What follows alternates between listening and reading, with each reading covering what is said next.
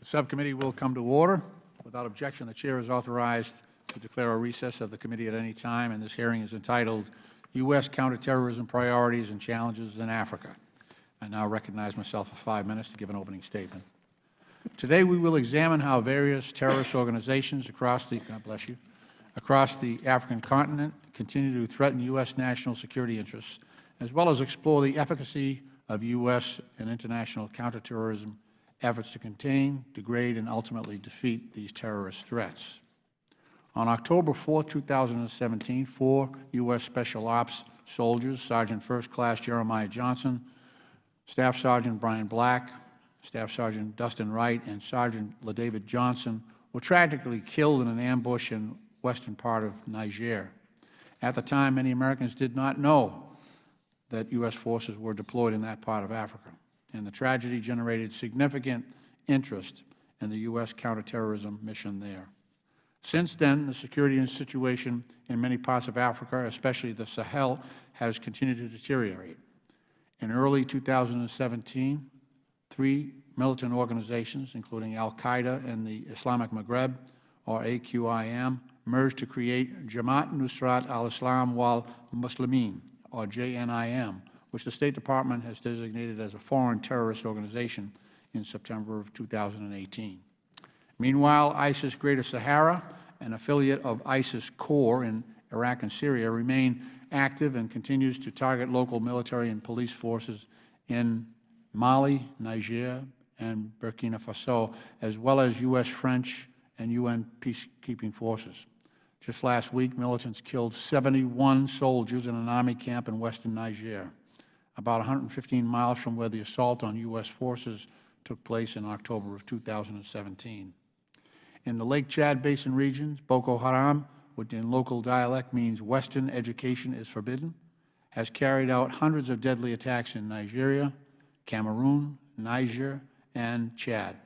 In 2016, ISIS West Africa broke away from Boko Haram and created a splinter group which continues to wage guerrilla war across northeastern Nigeria, and according to the International Crisis Group, and I quote, has cultivated a level of support among local civilians that Boko Haram has never enjoyed and has turned neglected communities into the area and islands in Lake Chad into a source of economic support, close quote. In Somalia, Al-Shabaab is fighting to replace the Somali government with a strict interpretation of Sharia law, but also carries out attacks in neighboring countries, including Kenya and Uganda, and maintains a close relationship with Al-Qaeda. Meanwhile, ISIS maintains affiliates in the Sinai, Libya, and there's a, excuse me,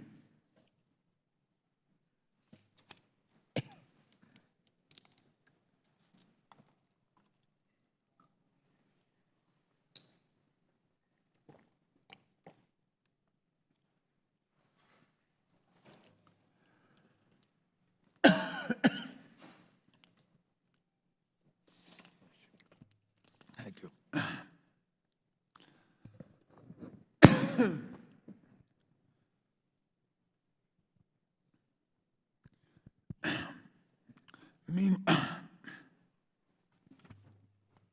Why don't I yield to you for 5 minutes? Thank you, Mr. Chairman, and I welcome our panelists who are here today. There's nothing partisan about eradicating terrorism from every part of our globe, and this is just another example as to how this subcommittee can work together for the American people. This hearing is important to draw attention to not only what is occurring in the Sahel region of Africa, but also the rest of the continent. To date, there are more than 4 major active terrorist organizations fighting to gain a stronghold in the fragile states throughout Africa. One militant Islamic terrorist group, Boko Haram, has horrifically killed over 20,000 people and displaced more than 2 million during their reign of terror throughout Nigeria and West Africa. The U.S. has played an important role in supporting partners and allies in the region to combat Islamic terrorist organizations. Despite these efforts, the number of terrorist attacks in the region like the Sahel, nearly doubled in 2018, and attacks in the Sub-Saharan area have also increased dramatically. By historical standards, the U.S. under the Trump administration is providing a record high number of counterterrorism resources to African countries.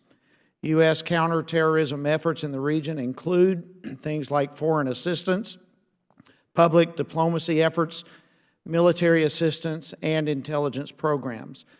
The U.S. Department of Defense and State Department are actively engaged in these counterterrorism efforts.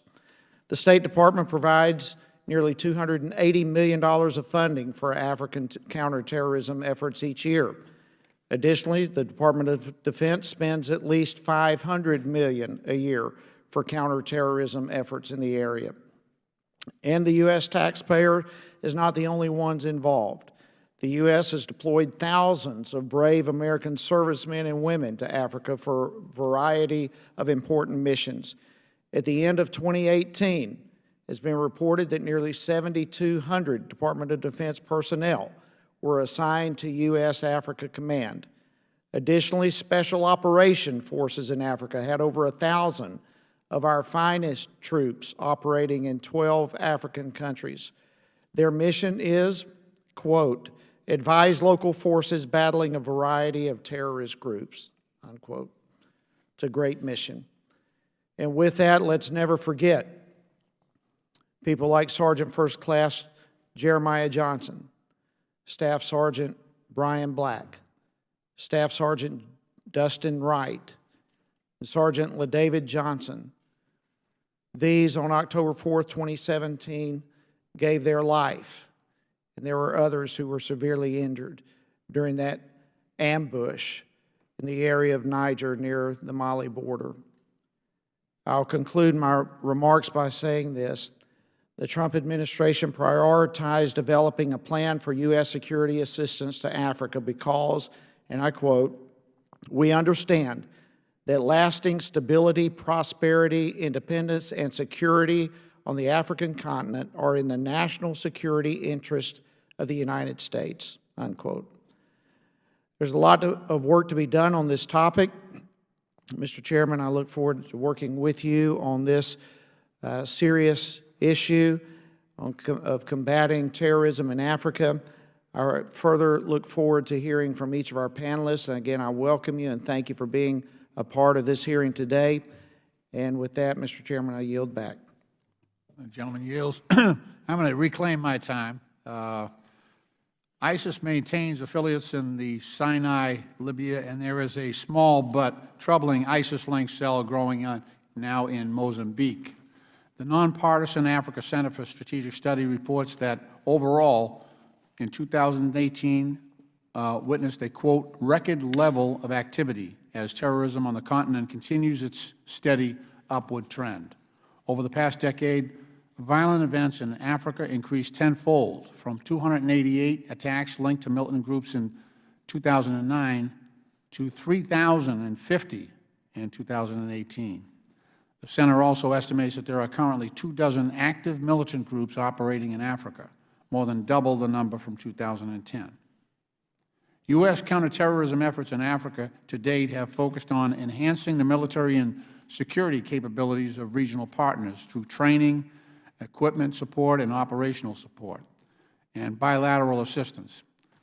I have personally led several bipartisan congressional delegations to examine key aspects of capacity building and security activities in the region, including a visit to Nigeria to review operations conducted by the multinational Joint Task Force, consisting of military units from Nigeria, Cameroon, Chad, and other nations. The U.S.-backed MNJTF seeks to counter the threat of Boko Haram and ISIS West Africa.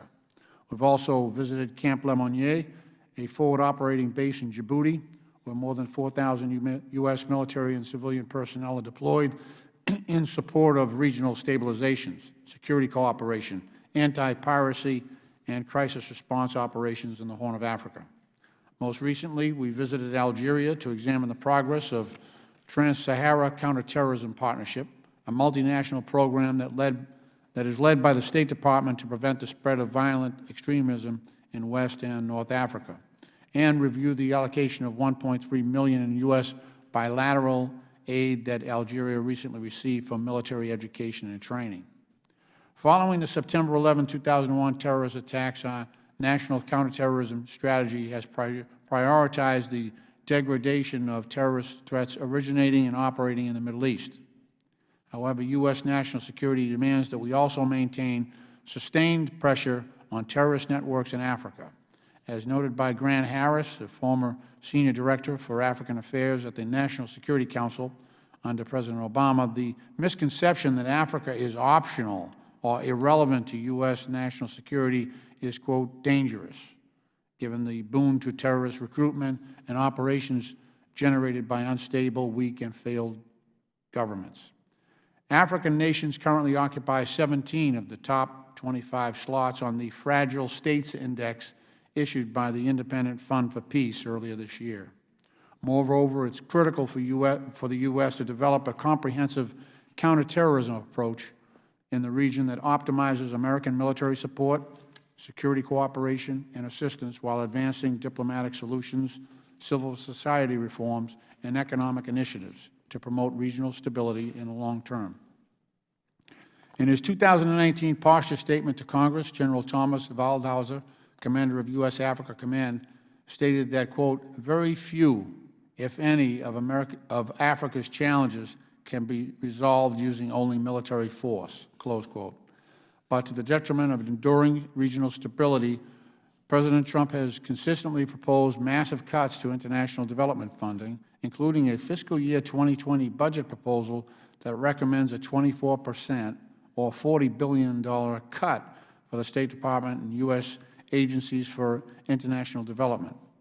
The current administration has also been slow to fill the Africa policy vacancies and, according to the Carnegie Endowment for International Peace, quote, shows no sign of mounting a vigorous, civilian-oriented strategy to address the challenges that do exist, close quote.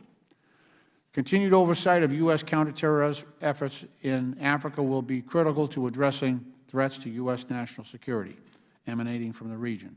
To this end, I look forward to discussing these issues with today's witnesses, and I will now introduce our witnesses.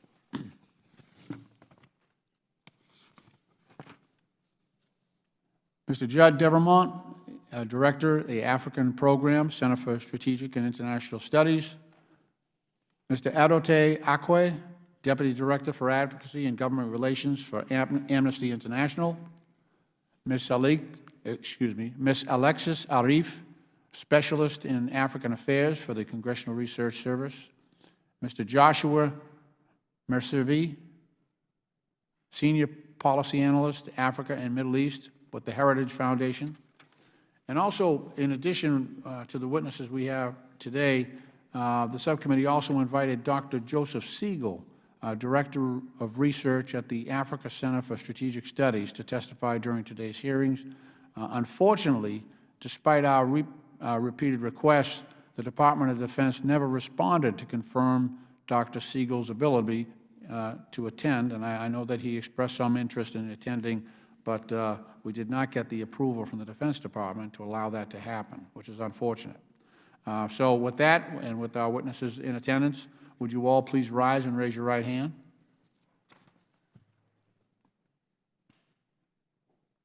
Do you swear or affirm that the testimony you're about to give is the truth, the whole truth, and nothing but the truth, so help you God?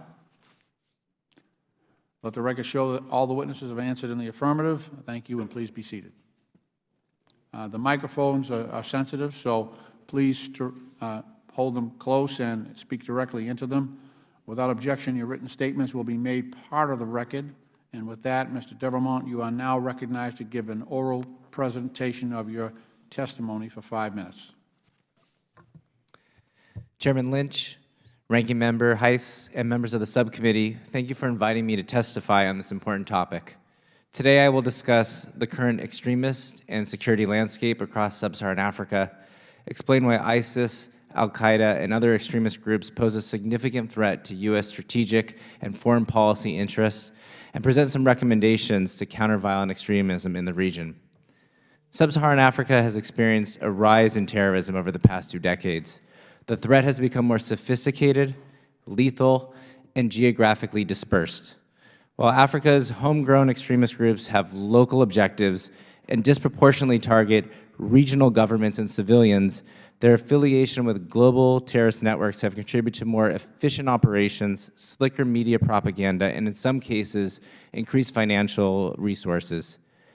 The terrorist networks, their affiliates, and other extremist groups now operate in West, East, Central, and Southern Africa, having conducted operations in approximately 17 sub-Saharan African countries.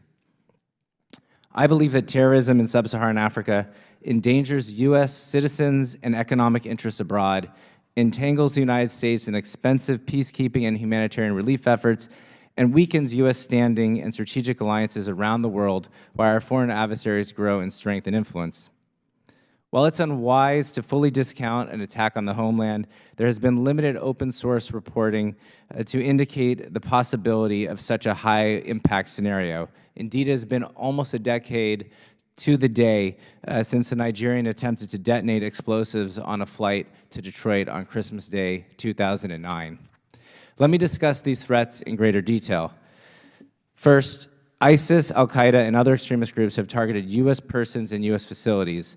There have been plots to attack U.S. embassies, and this year a car bomb was detonated at the gates of Baladoge Air Force, where U.S. troops train Somali soldiers.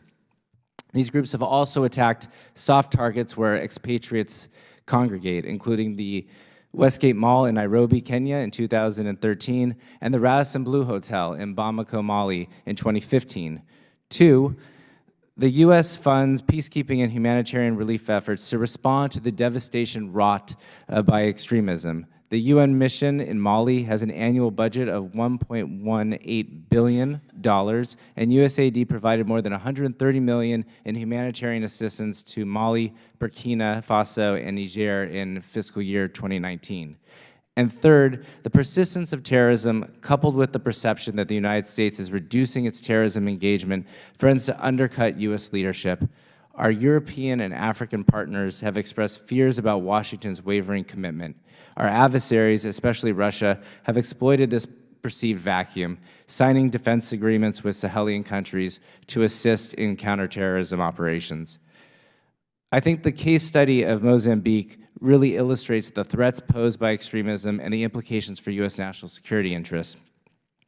In October 2017, armed men attacked 3 police stations in the oil-rich Cabo Delgado region. From that first attack to August 2019, there was more than 178 attacks, leaving over 150 people dead, including a contractor who worked for a U.S. oil company. These terrorism activities threaten U.S. investments in what is described as one of the largest LNG finds in the world.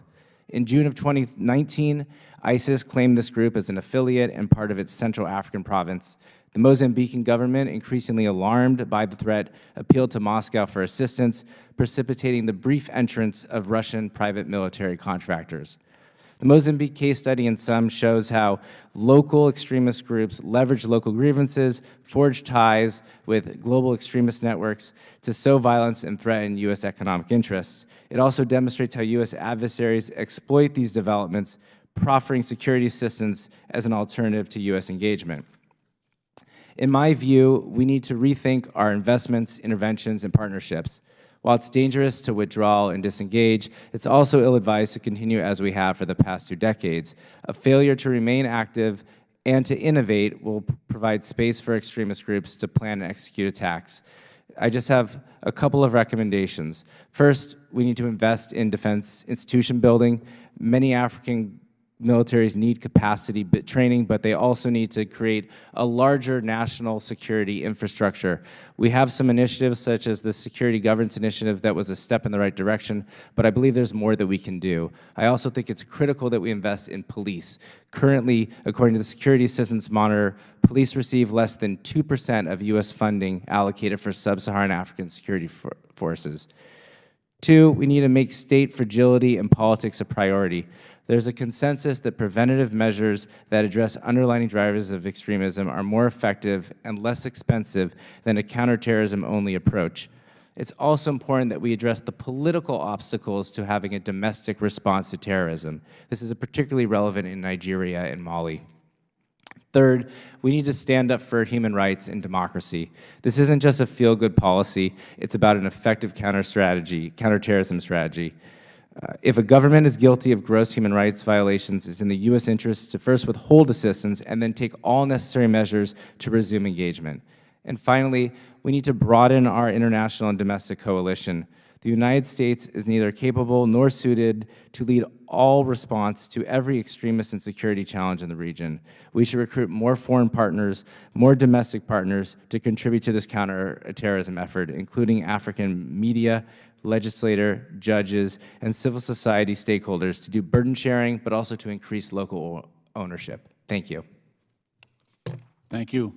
Mr. Akwe, you are now recognized for 5 minutes. Thank you. Chairman Lynch, Ranking Member Heiss, for this opportunity to testify in front of you. My comments will focus on the impact of counterterrorism efforts on the respect and protection of human rights. And as my colleague has just noted, this is not just about feeling good or doing the right thing, it's actually in the United States' best interest. I am going to focus on the initiatives in the Sahel and in Somalia. I think the first thing to say is U.S. counterterrorism efforts and those of their allies are resulting in grave human rights violations that may constitute war crimes and are arguably having a negative impact on counterterrorism efforts. Congress can and must play a role in the strategic rebalancing and rethinking of the counterterrorism strategy. First, by ending the false argument that to ensure security, it is necessary to sacrifice human rights. The two are linked and are dependent on each other. Congress must press for the prioritization of human rights in future national counterterrorism strategies. It must also press for the rebalancing of a highly militaristic-focused strategy at the moment, which has only created a bigger battlefield and a dependency on arms that has been shown to be unsustainable in other regions of the world. There must also be more comprehensive, holistic approaches, such as those that are espoused in the Global Fragility Act of 2019, as well as the Women Encountering Violent Extremism Act of 2019, all of which focus on building the capacity of civil society, in particular of women, and also of looking at the drivers of fragility, which Mr. Devermont has also mentioned. Another area must be accountability for U.S. partnerships and for U.S. partners. This includes credible, transparent investigations into rights violations and ensuring that those responsible for those violations are held accountable. I'd like to acknowledge Congress's leadership already in this area in this year's NDAA, where there are provisions on the State Department mandating it to do a better job of receiving reports on civilian casualties of airstrikes, and also on creating a fund for victims and survivors of inadvertent military strikes. Finally, I would say that the U.S. and that Congress must press the executive branch to work with African partner governments and civil society to review and reform problematic anti-terrorism legislation and policies that violate international and regional human rights standards. For example, the practice of using military courts to try civilians, something that should never happen. I'm going to look at two particular areas: the role of anti-terrorism legislation and the erosion of the rule of law and abuses by security forces that are partners to the United States. There are numerous African countries that have passed anti-terrorism or prevention acts that have vague definitions of terrorism. I would add that that term has not actually been defined under international law, and that many of these laws greatly expand police powers and the role of the ability of the military to create lists of suspected terrorists, to freeze bank accounts of organizations, to shut down media houses, and to harass and arrest members of the media. This includes Kenya, it includes Ethiopia, it includes Nigeria. These laws are also combined with others that reduce political space and civil space and also create a repressive environment. The impact of Nigeria's laws, for example, has resulted in the case of over 20 journalists and media operations being attacked verbally, and as well as facing arbitrary arrest and detention. Similar type legislation has been used in Cameroon to great effect. And the Cameroonian legislation actually allows military courts exclusive jurisdiction to try civilians and the Minister of Defense to appoint and assign military judges. This raises serious concerns about due process and independence of the judicial process. We at Amnesty gained firsthand knowledge of the lengths to which the Cameroonian government would use this anti-terrorism law when we began working on the case of Ivo Fe in 2014, a 27-year-old student who was jailed for 20 years for sending a text to his friends where he joked that getting a job in Cameroon was so hard that it was probably easier to get into the armed group Boko Haram. His message was read by a teacher. His two friends were arrested, and he, along with them, were charged with trying to organize a rebellion against the state. He remains in jail. The security force abuses that Amnesty has documented since 2015 are alarming. They include mass killings, torture, arbitrary detention, and malnutrition, denial of food. This directly contributes to recruitment opportunities for armed extremist organizations, and it should be of alarm to almost anyone trying to stop those kinds of organizations. This is not only against the people that the military considers to be threats, it's unfortunately also against victims of Boko Haram attacks. The Amnesty is working with a group of 2,000 women who survived years of kidnapping by Boko Haram, only to face sexual violence and rape by the Nigerian military guards in exchange for food and water and even health care. Thousands have died. These women have bravely gone on to make a list of their husbands and sons who were separated from them when they were liberated and have not been seen since. I'll end, I know I'm over my time, by saying again that these are the kinds of abuses that do not help counterterrorism efforts. They're not in the national interest of the United States, and of course, they also tend to alienate the populations of the impacted communities. We now need a more balanced approach, which is holistic and rights-oriented. I'll stop there. Thank you. The gentleman yields. Ms. Arif, you're now recognized for 5 minutes. Chairman Lynch, Ranking Member Heiss, members of the subcommittee, thank you for inviting the Congressional Research Service to testify today. I will focus particular attention on current trends in West Africa's Sahel region, which falls within my area of specialization at CRS, along with U.S. responses and considerations for congressional oversight. My testimony draws on the input of CRS colleagues who cover other parts of the continent and related issues.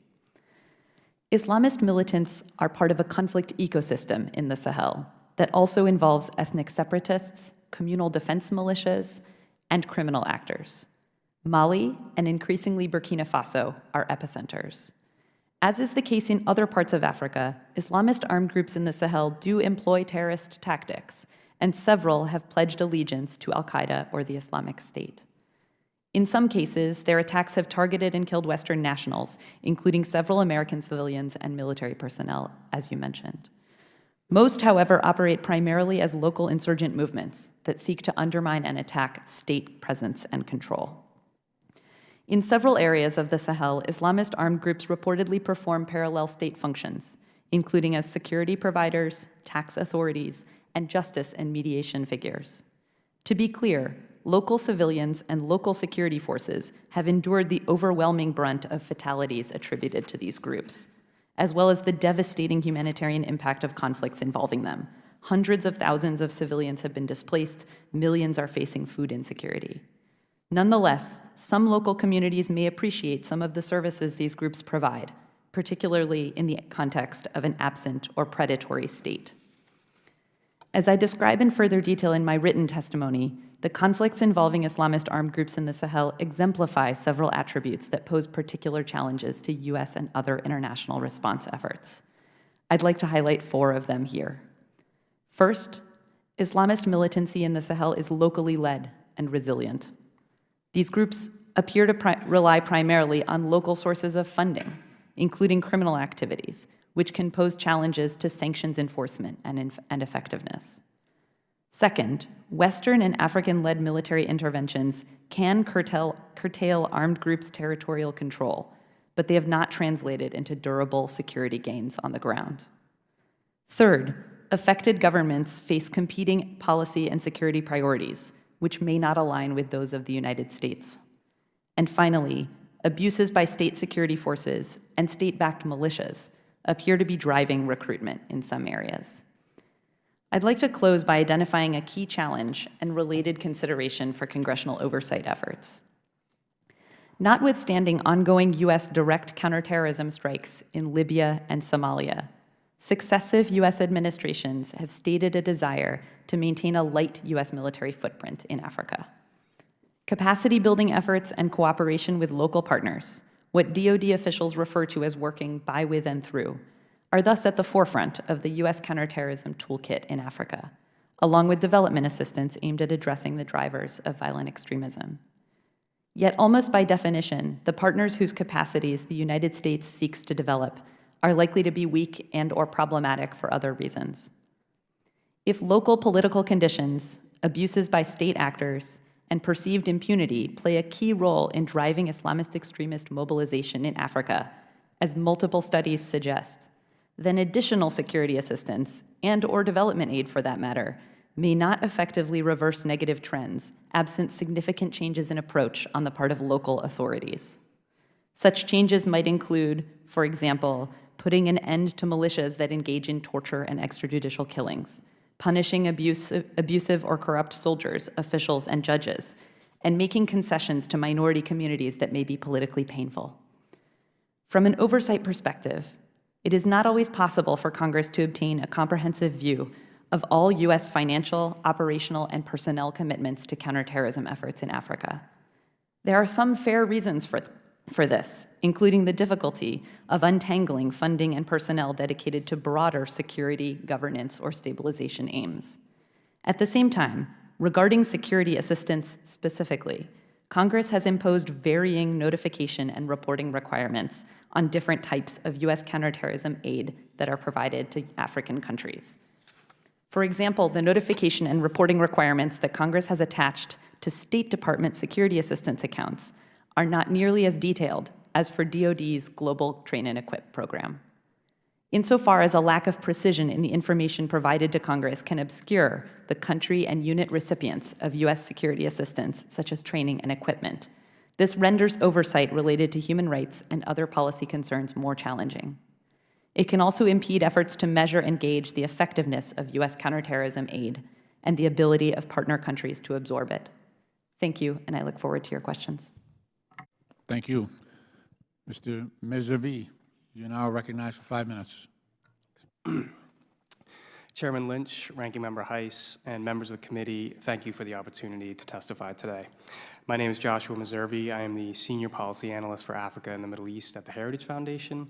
The views I express in this testimony are my own and do not necessarily represent the official position of the Heritage Foundation. The current African terrorism landscape is grim. Islamist terrorist groups have proliferated in the Sahel region, and many operate at a high tempo. There are now at least 10 Islamist terrorist groups active in that region. Traditionally, only Al-Qaeda in the Islamic Maghreb was active there. Groups in regions we do not usually associate with Islamist terrorism have emerged and are among the most brutal of all African terrorist organizations. Al-Shabaab in northern Mozambique, a group distinct from Somalia's Al-Shabaab, is capable enough to have recently killed a number of Russian mercenaries. The ISIS-linked Allied Democratic Forces that operates primarily in the Democratic Republic of Congo razes villages and executes civilians in appalling fashion. Even relative success stories are showing worrying signs. Al-Shabaab in Somalia lost most of its major strongholds years ago, but it maintains its operational capacity, controls significant territory, and benefits from the stalemates into which the conflict there has descended.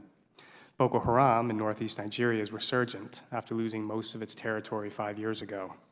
And its splinter group, Islamic State West Africa Province, or ISWAP, conquered hundreds of square miles of territory earlier this year alone, and frequently overruns Nigerian military bases. The Nigeria and Somalia examples in particular highlight the importance of good governance for achieving any sustainable successes against African terrorist groups. In Somalia, politicians spend too much time and energy struggling for political power rather than delivering security and justice sufficient to give their citizens reason to resist al-Shabaab.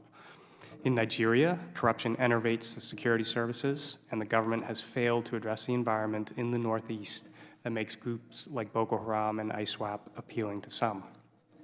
This enabling environment, characterized by people within it feeling a sense of marginalization and injustice, is one pillar of the terrorist phenomenon in Africa. The U.S. can help address this element of the problem, though African partners have to lead the way.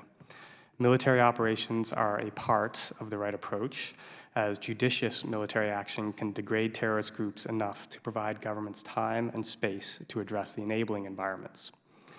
The U.S. can also increase its support for civil society organizations, which are critical to the development and maintenance of a responsive and honest government.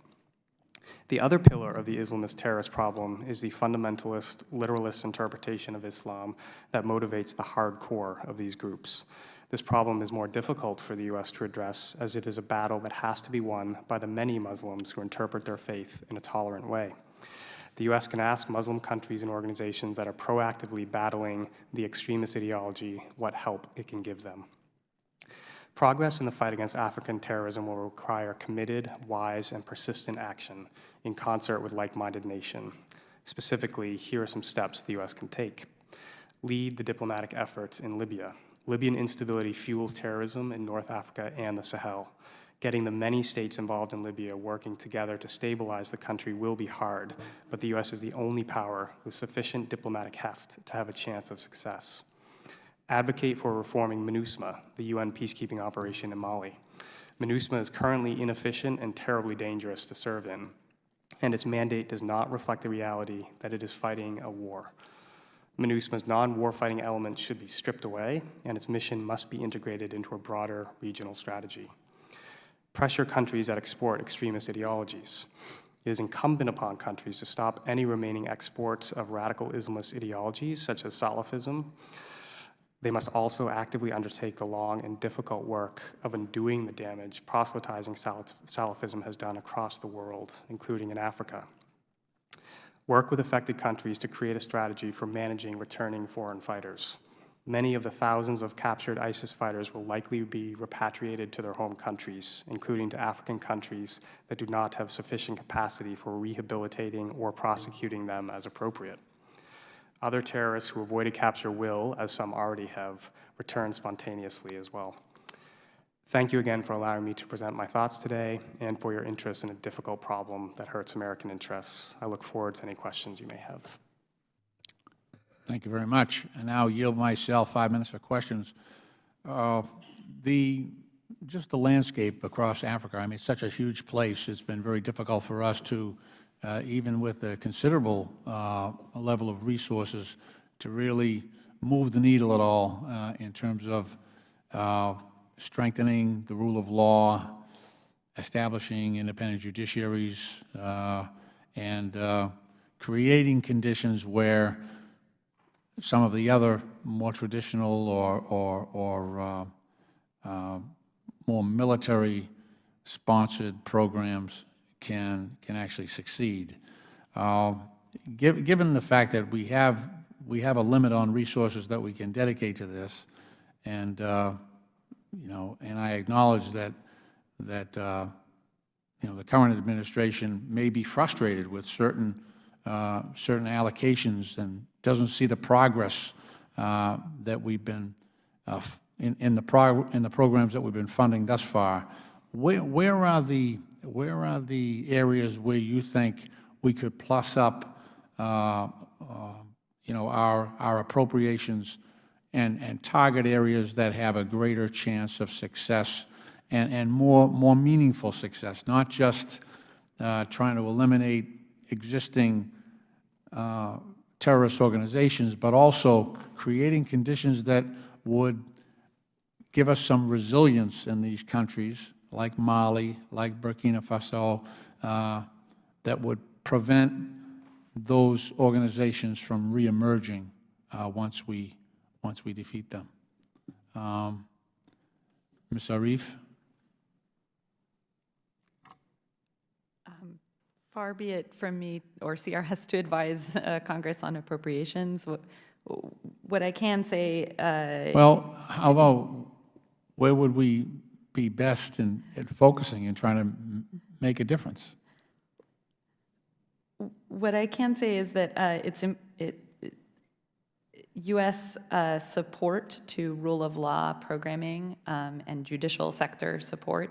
There are programs like this in Africa, including in places like Mali and Burkina Faso, where those programs may show more success. There seems to be greater political will on the ground among local authorities to make structural changes and to hold their own judicial actors and security forces accountable.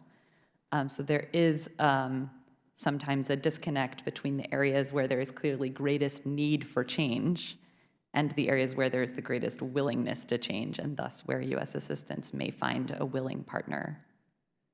I see. Mr. Aqua, any further on that? I think there are two different channels I think that should be focused on. One, of course, is what you mentioned at the beginning of your statement, which was increasing the international affairs budget and protecting that, because that's where the investment in civil society as well as national institutions will happen. Those kinds of programs can't just be flatlined, which is still progress, but they need to be increased, because that shows where the United States considers its priorities to be.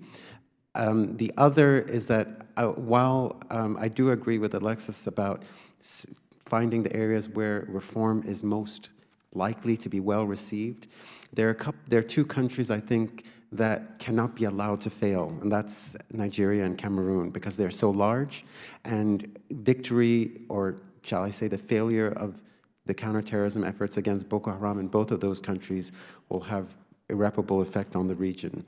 And those are the most problematic in terms of the security forces, in terms of the ability of the judiciary to hold anyone accountable, and unfortunately in Cameroon, political willingness to even engage in a dialogue about what they're doing on counterterrorism. But those would be the two countries that I would say there needs to be some hard-nosed U.S. high-level diplomacy about changing tactics and direction. Great. Mr. Devermont? Thank you. I want to reinforce something that my colleagues on the panel have said in terms of that in countries where the security problems are viewed as urgent and existential, where you have civil society, the political opposition putting pressure on the federal government or the government to react, I think we see better outcomes. And so I would make a couple of suggestions around that. First, that we tend to, as a U.S. government, spend a lot of time on critiquing governments that aren't doing well and not enough on the countries that are doing well, and creating some sort of demonstrative effect where we're highlighting countries or individual actors who are taking these problems seriously. Two, I think that the media is under-resourced, overstretched, sometimes politicized, but in African countries, when there's media pressure on their governments, when they shed light on abuses, I think that that's probably the most effective antidote to the problem set than necessarily than the international community wagging their finger. And third, all of this, I think, comes down to community policing and local governance. And it is historically not where we have put our resources into African police, and it's not where African governments put their resources in. I'd like to see more policing efforts that are successful, that have links to the community, that can provide law and order so they don't create openings for extremists to enter in. My time has expired. I now yield 5 minutes to the gentleman from Georgia, Mr. Heiss, the ranking member. Thank you, Mr. Chairman. Mr. Meservey, is it accurate to say that Islamic-linked violent acts and fatalities and so forth have doubled each year since 2016? Yeah, the Africa Center for Strategic Studies has, there was a recent paper that made that claim, and I think it's correct based on the data we have. So how many terror groups are we talking about that are operating in West Africa? It depends how you count a little bit, but it's around 10 discrete organizations. Okay, has that increased since 2016? Yes, I think there's been a few new ones. They split and merge and morph, so it is difficult sometimes to track. Does that contribute to the increase? That there's obviously, I would think it would, with the increase in terror groups, but doubling every year since 2016, that's an alarming number. Has international intervention in the region help to curb any of the violence? So the primary international intervention in that region are the French forces who have been there for some years. My assessment of that initiative is that they are very good at taking out high-level targets. They've had some successes in killing a number of leaders, which is important, but it's not part of a holistic solution, and they're overstretched. I think they have about 2,500 personnel there in a vast area. So there's some local initiatives, some regional initiatives, primarily G5 Sahel. That's nascent. That's made up of 5 Sahelian countries, and early returns have not been very positive on their effectiveness.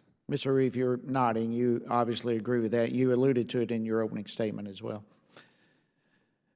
Okay. Yes. You do, okay. I agree with the statement that the early returns on G5 Sahel initiatives have not been promising.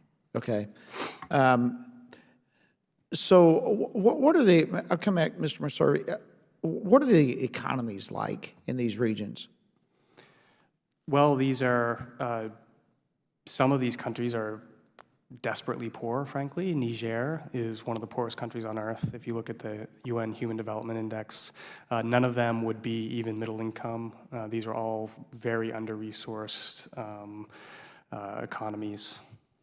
So are young people joining these groups because it in itself is an opportunity, an economic opportunity? Does the economy drive some of the growth of the terror groups? Some of it. So people join terrorist organizations for a whole host of reasons. Some are truly ideological in that they subscribed to this radical Islamist ideology that says we must kill infidels, and right, which is primarily Muslims who don't agree with them. But some, yes, join for tribal reasons, for instance, for a paycheck. Okay, I want to focus on the economic side. Mr. Reeve, do you agree that, or what's your position on the role of the economy in some of these poor areas? Poverty and a sense of desperation no doubt help explain why people might be motivated to join an insurgency, but it doesn't seem to be enough. What seems to really be the trigger is a coherent political narrative that says you're poor because your community has been excluded from the fruits of the economy or the fruits of political participation in this country or sector.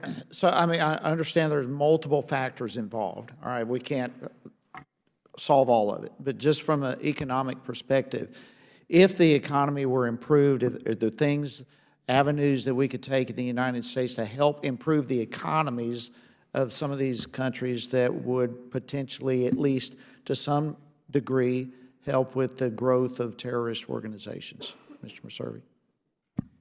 Yeah, I think that's true. I think the biggest factor is for people to have hope and to feel like they have some sort of say in the political process, for instance, or some sort of autonomy in deciding their own fates. And so, yes, absolutely, having a job as a young person, for instance, can ameliorate that sense of hopelessness and marginalization and injustice that, as Alexis was saying, contributes or appears to be the trigger for radicalization in a lot of these places. Okay, one other question along these lines. What has been more successful? The presence of military presence or providing financial aid to countries? What is most effective? In countering terrorism, I in think? countering terrorism. It's really hard to measure. Military operations are easier to measure in the sense that you can count dead bodies, more or less, in the sense of terrorists you've killed. I think humanitarian development aid, as it's currently structured, has never proven to be effective in alleviating poverty. It's good in crisis situations sometimes, things like that, but sustainable poverty alleviation has to be based on a free market intervention and a free market model, which goes back to the governance issue. You need a requisite level of competent governance in order to create an environment where people can enjoy the benefits of a free market, and then that will help alleviate that poverty. Thank you very much. I yield back. The chair now recognizes the gentleman from Arizona, Mr. Gosar, for 5 minutes. Thank you, Mr. Chairman. I'm Mr. Meserve. I'm going to go along that same line. in regards to economics, and you made some important assertions. So let's talk about China. You know, China's One Belt, One Road initiative is undermining a lot of the economies within Africa. Not only do they take an extortive repayment by utilizing their resource, but they use their own labor. And so the host countries actually see this actually being done, that they're actually being stolen from in a matter of aspects. And then they see that they don't even get to reap a job out of that to create this infrastructure. So what kind of implications do you see with the involvement and the continuation of the One Belt, One Road initiative with China's complicity to undermining these stable governments? I think One Belt, One Road is clearly a challenge for U.S. national interests around the world, including in Africa. I think it's an attempt to replace the U.S.-led international order with a Chinese-centric one.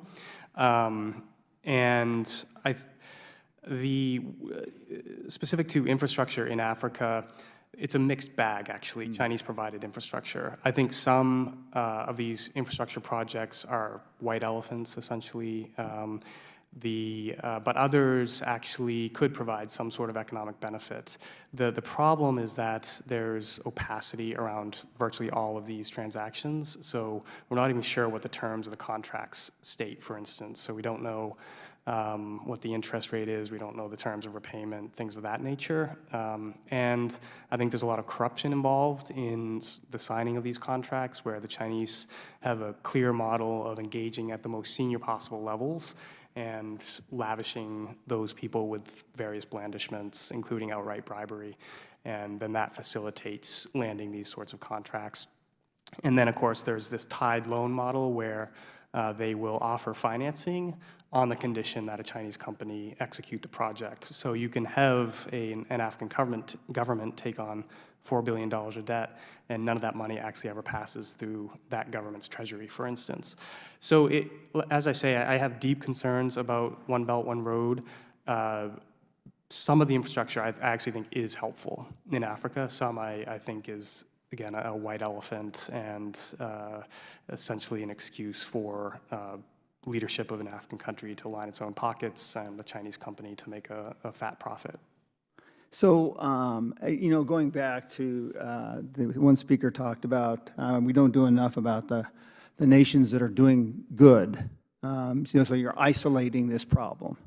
And that's kind of where I'm focusing on, is that how do we involve ourselves in that dichotomy? Because if there's no economic, as you said, if you give foreign aid, it's got a mixed bag. It doesn't really help. But if you empower people to have a job, to be involved in the upright building of their country, you get a lot of extra benefits because of that. So how do we handle that and on the vast expanses of Africa? Yeah, to be clear, I do think there are some uses for foreign aid. I don't think it's all negative, of course. But vis-a-vis how do you develop or help countries to develop these sorts of environments where entrepreneurs can flourish, I think incentivizing U.S. businesses to get more involved in Africa is part of this equation. Africa remains a bit of a scary word for some American companies, but trying to educate them on the opportunities there is part of it. I think working with identifying governments that we have a chance to have an impact with. Honestly, I think some African governments, the problems are so entrenched that the U.S. isn't going to make much headway, but others, we do have an opportunity to work with them on improving their governance. We've talked about civil society here. I think that's a critical part. We can be creative around anti-corruption measures, which again is a critical part of good governance. Technology gives us all sorts of possible, not solutions, but tools to attack this problem. So I actually think Prosper Africa, the Trump administration's the pillar of its Africa strategy, has the right idea where, focusing on the economic aspect, focusing on trade, things of that nature. But fundamentally, these governments themselves have to reform and do better. And the U.S. is limited in the sorts of tools we can bring to bear. So we can provide an example, we can make the case for rule of law, we can incentivize our companies and encourage them to get involved. But fundamentally, the African governments themselves have to decide that this is the route they want to go. Thank you. I yield back. The gentleman yields. The chair now recognizes the gentleman from Louisiana, Mr. Higgins, for 5 minutes. Thank you, Mr. Chairman. Mr. Messervy, by historical standards, the United States is providing record levels of counterterrorism resources to African countries. Despite this investment of American treasure and resources, the number of terrorist attacks has greatly increased as some terrorist organizations, several, fight to gain influence across the continent. You have stated you believe that the U.S. needs to coordinate closely with our European allies to curb the violence perpetrated by terrorists. Is that correct? You've stated that? Yes. And what exactly do you believe, explain to the American people, what do you believe the international community must do to help in this effort? I think there's a host of things. One is coordinate with one another. So there's a variety of countries working on. For instance, France is greatly involved. You perhaps make an example of the French and American effort and investment of treasure and assets in the African continent to fight terrorism, and what would our other European allies need to contribute? Yeah, they would need to contribute some of the same. So different, one specific area I'll talk about is paramilitary police, and I think Judd talked a bit about police, but the U.S. doesn't actually have a paramilitary police force. That's not our model, but there are countries, France, for instance, or the Italians or the Carabinieri, who do, and that sort of force is really useful in a counterterrorism operation because they provide the civil policing, but they can also carry out essentially military operations. So that's one area where you can have a division of labor, and that requires coordination, where the U.S. needs to be talking with the French or the Italians or other countries that can provide that sort of support and say, look, we're handling ISR, we're handling lift, we're handling other types of logistics and training. You can provide paramilitary police training, for instance, and we can facilitate that in various ways. So that sort of coordination, I think, is the start. And more generally, when I say coordination, what I really mean, I guess, is a larger strategy where all the involved countries, and there are many of them, sit down and talk to one another and decide this is the way forward for this collective effort, because the Sahel problem alone is far too difficult and too large for any one country, including the United States, to handle. You described it as a collective effort. Recently, our administration at the executive level has encouraged our NATO allies to shoulder a greater burden with the expense and the overall endeavor of the NATO mission. Would you equate this as parallel, and why would our other European allies not be invested in Africa? Yeah, I think the Europeans actually have greater interests in the Sahel region than the United States does, because it produces so many of the immigrants that they're worried about. So do you agree that greater pressure should be brought to bear upon our European allies to highlight their obligation to join in the struggle against terrorist activities in Africa, and to share the burden of treasure invested and assets invested? Mm-hmm. It depends which ally we're talking about. So the French are doing a lot, for instance. They lose soldiers and that sort of thing. But yeah, I think other European countries need to be encouraged and to look at their own interests. And I would include Middle Eastern countries in this as well. So the Saudis, for instance, have pledged money to this effort, but they haven't actually delivered. So that's Yes, sir. Yeah. Let me ask you, what positive outcomes, let's just try and close on a positive note here. What positive outcomes have you seen, and ultimately, why do you believe the United States must remain engaged in fighting terrorist organizations in Africa? Yeah, I think the great lesson of 9/11 was that if you allow these groups to have a safe haven, even halfway across the world, they will eventually turn their attention to the United States. I think in Africa, most of the groups are locally focused, absolutely, but they still have a hardcore who subscribe to this transnational ideology that believes the United States is one of its absolute primary enemies. So, and beyond that potential threat to the homeland is the attacks on American interests in those regions, the large-scale humanitarian disasters that result from attacks, the movement of people, the unmanaged movement of people across borders and up into Europe and elsewhere. These are all problems for the United States that needs to focus our attention. And I think, unfortunately, African terrorism has gotten a bit of short shrift because of the problems in the Middle East, but all the trends are in the wrong direction in Africa. Oh, you asked for something positive, sorry. Maybe, I've said that Somalia is of concern, and it is, but I will say al-Shabaab has not been able to retake significant amounts of its territory that it lost 5 or 6 years ago. Boko Haram is making a comeback, but it still doesn't control nearly as much territory as it once did. I thank you for your clarification. Mr. Chairman, I'd like to say that, that your leadership in holding this hearing is a positive sign. It heightens the awareness that the children of God of Africa face, and our commitment as a nation to join the world's forces to stand against the oppression that the people there face every day. So thank you for holding this hearing. I thank the gentleman. Let me ask,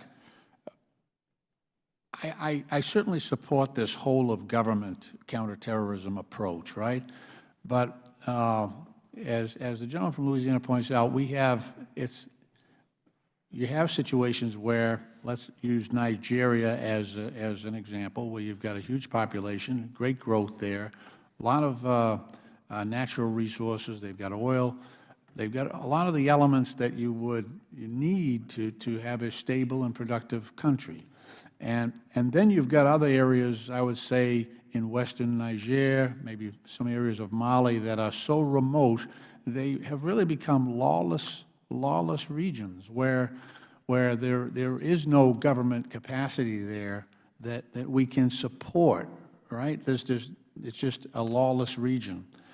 How do we strike the right balance? That's what I'm struggling with, Mr. Devermont, in terms of getting the right balance to, recognizing that, on this committee, we generally visit countries that are not doing well. It's the nature of our job, right?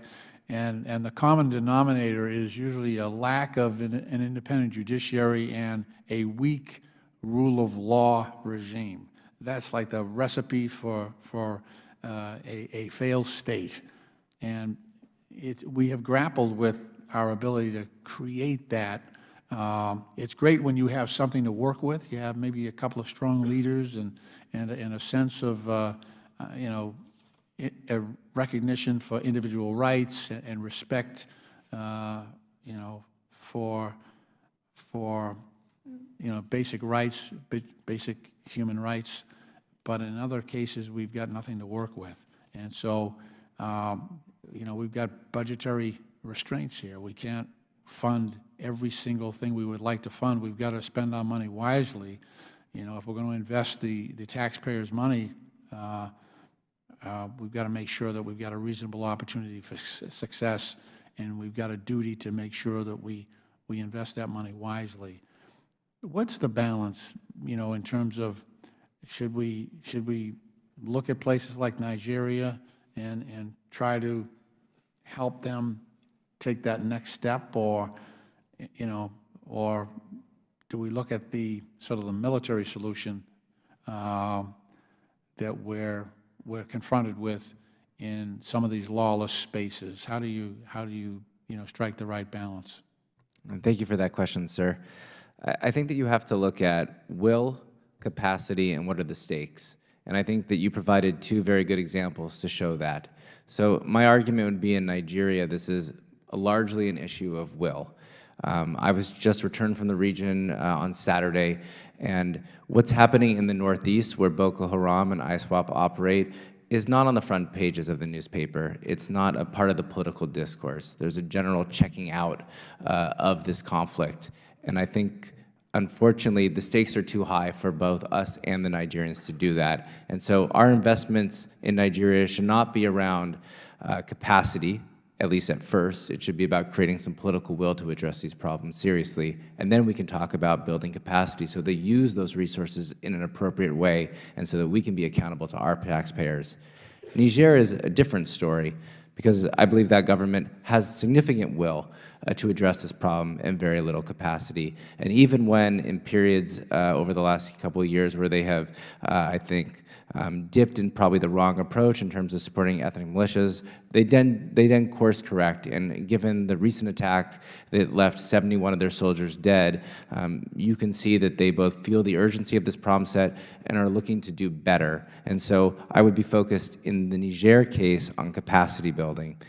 That's how I would break down when I look across the continent. Who is the will and not the capacity? Who is the will and the capacity, and who is neither?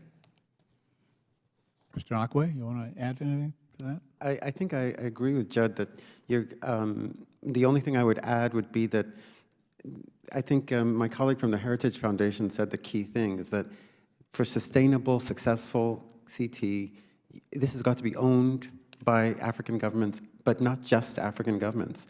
It's got to be the general population that has to drive this political will. And I think one of the things that is really disappointing is just what Judd said about the lack of intensity about what's going on in the north and the erosion of this whole nation state in the northwest and northeastern provinces in Nigeria.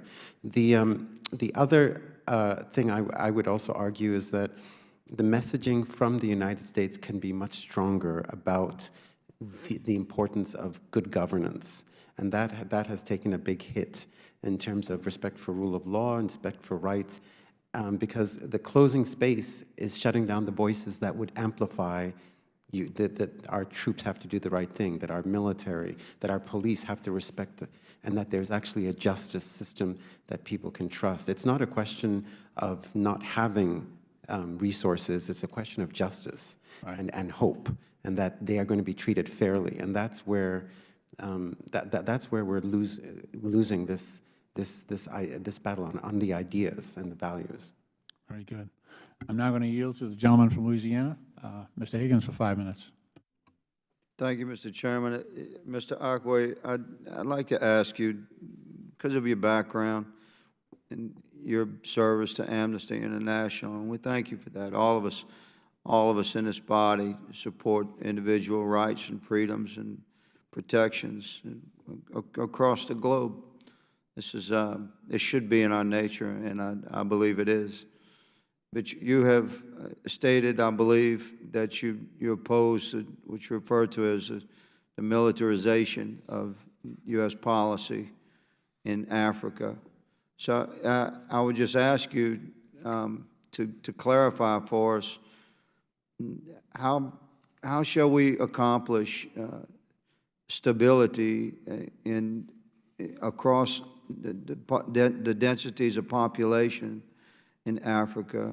How can we help these communities stand up and embrace economic prosperity, religious freedoms, protections, even basic access to clean water and healthy food, decent education, improved infrastructure, control over their own destiny?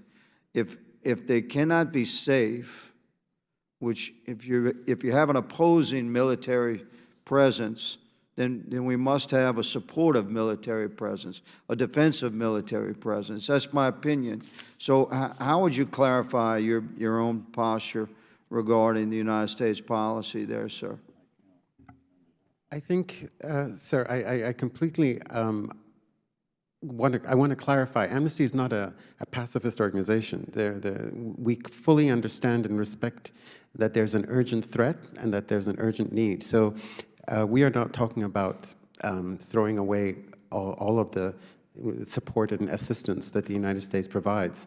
What we're saying is that there's an imbalance, and that the investments that need to happen in terms of improving governance for all of the things that you listed are being shortchanged, and that those are the only things that are going to make a sustainable type of response. I think that's an intelligent clarification. I thank you for that. Let me interject at that point in your statement. Is that lack of balance being driven by United States mandated policy, or is it, or is that imbalance, as you call it, being driven by requests from the nation states and the officials thereof, based upon what they're asking for? I think that it's being driven by both, and I certainly would say that the difference between what the nation-state governments are asking for is not always the same thing as all of the people in the country. So there we go, to my point. How do we determine this, good sir?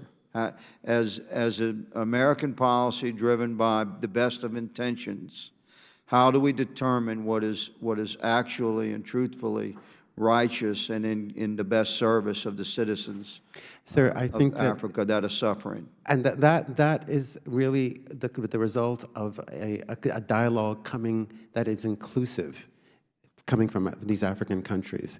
Our problem has been that we've been listening to only one voice, and that makes sense because it's government talking to government. But unfortunately, in many of these countries, it's not representative government that you're talking to. What about the voice of non-government organizations? Because they certainly have a voice that's heard. But not in those countries. On Capitol Hill, they have a constant presence. No, in my office, I don't know about the chairman's. No, sir. Here in the United States, absolutely, you're giving us this great honor of having a dialogue with us. My colleagues in African countries don't get that kind of dialogue. And so this is where this silence and this lack of engagement then feeds this potential pool of recruitment for these organizations. Do you believe that our European allies can help us to bridge that lack of access to communications? I don't think we have a choice. They have to be involved. I think my colleague from the Heritage Foundation said that this is not the job of one country. It's not the job of even a group of countries. It's basically a holistic. It's inclusive. This is going to need a real hearts and minds type of approach where everybody benefits from and owns the response.